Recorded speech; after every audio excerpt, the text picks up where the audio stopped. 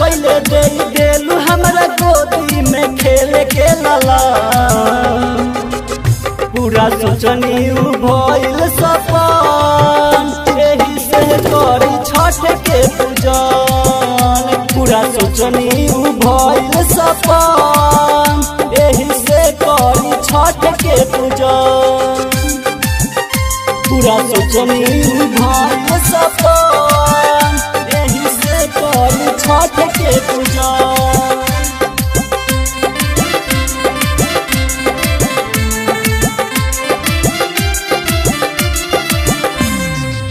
भोगवा लगाए में माई ठेकुआया पूरी भर देल गोदिया बुझी के मजबूरी। भर देल गोदिया बुझी के मजबूरी। भोगवा लगाए में माई ठेकुआया पूरी भर देल गोदिया बुझी के मजबूरी। आँख के पोछलू तू लोग एके डाल में ना भोर। आँख के पोछलू तू लोग एके डाल में ना भोर। बाजिन कहे लोगे अब खुश बाटे हो माँ।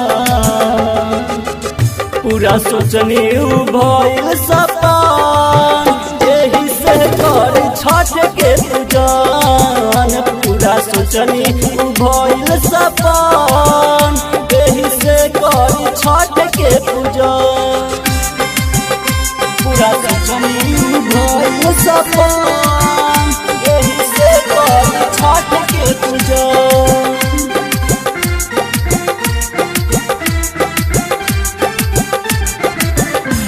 मोहन राजा अभी के परदीप हो गोरिया के घीव से जराई माई दीप हो। गोरिया के घीव से जराई माई दीप हो। तू पर सचिन अभी के परदीप हो गोरिया के घीव से जराई माई दीप हो। कहे राजा किशोर नहीं देह तो छोड़। कहे राजा किशोर नहीं देह तो छोड़। माफ कर हमारा से गलती भइल होई जवान। पूरा सोचनी भइल सपन एही से करी छठ के पूजन। पूरा सोचनी